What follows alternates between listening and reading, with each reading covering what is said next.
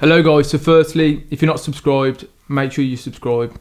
But this is my story about how I've transitioned from being a personal trainer to a full-time online coach, and also how I got introduced into the fitness industry.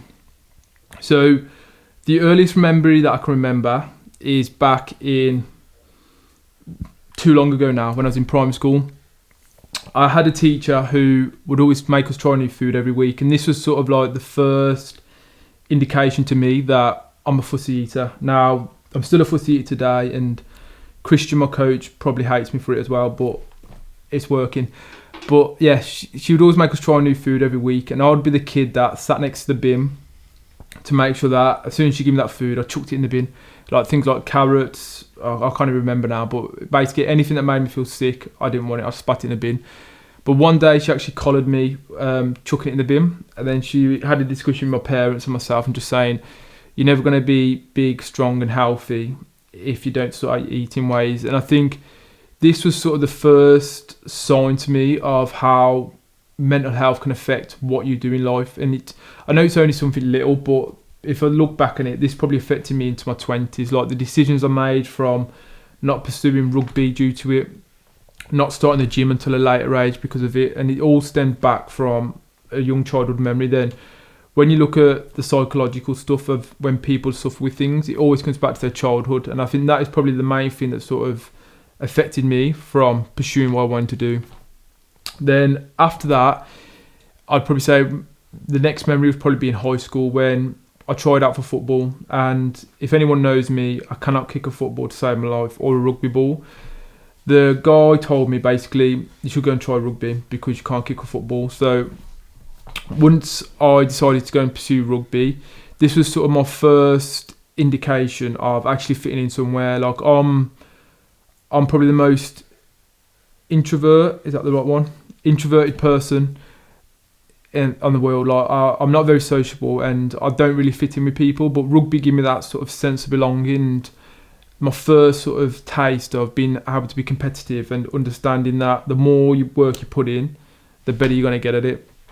Now, rugby has stayed with me for the rest of my life now. Like, unfortunately, I don't play at the moment, but I've always loved watching it. And rugby, to me, was that first indication of having a competitive edge of if you want to be better than them, you've got to work harder than them, you've got to do more than them.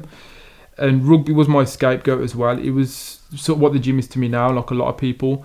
It allowed me to get out of school a lot. Like I played for my age group, the age group above that, and the age group above that. So literally every Wednesday, I'd be going out playing rugby to avoid class.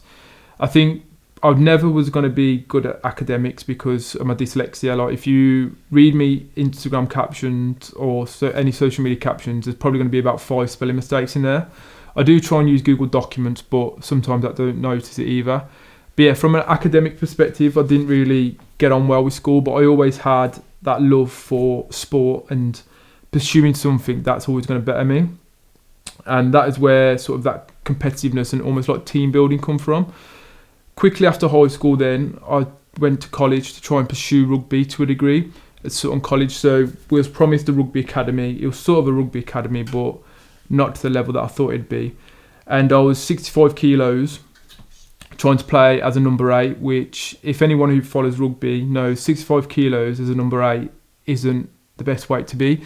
And it quickly dawned on me then that when I was avoiding the gym at high school, when all my mates were going and not sticking to diets, etc., that in order to pursue rugby properly, I need to get into the gym. So that summer, I decided to get a membership at the local leisure centre, train arms every day and hope for the best. And I did actually put on a decent amount of size, to be fair, but I quickly fell in love with the gym and rugby took a bit of a back burner because I was seeing the progression that I was achieving myself. Now, I'm not a selfish person, but not being in a team environment and being able to focus on myself made me realise that everything I'm doing is for me.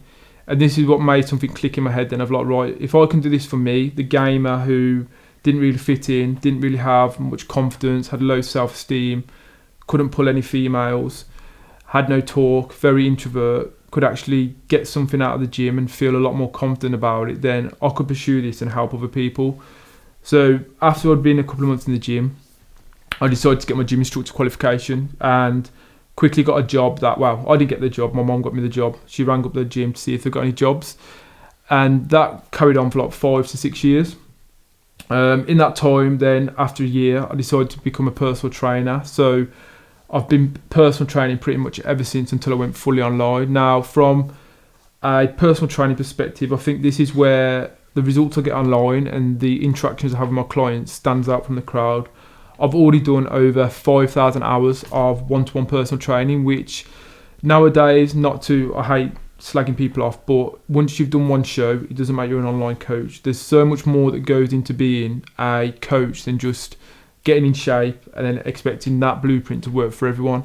I've worked with everyone from morbidly obese people to people who are anorexic. Anyone who's come to me, I've tried my best to get results. Now, I tend to work more now with guys who are obviously looking to gain mass, but that experience that I've got just helps me understand a lot more problems that people have.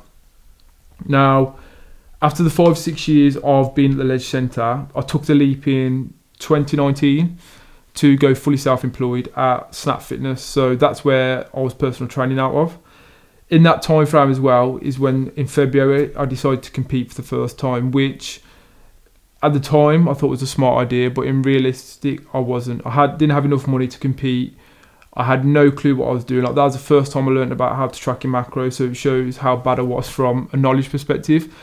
And doing that on top of going fully self-employed really did cause me a lot of headaches. Like, I was stressed all the time, always trying to get enough clients in.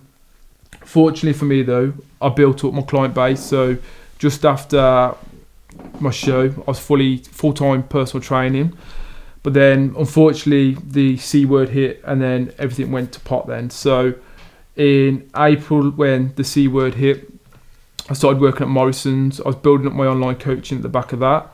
And it made me realise how big of an audience I can get online and how many people I can impact through doing it online rather than in person, which now brings me to where I am today. So 2022, in July, we are now 11 and 10 weeks out from my next show. So this is more of like a redemption for me in regards to competing, because 2019, I absolutely hated it.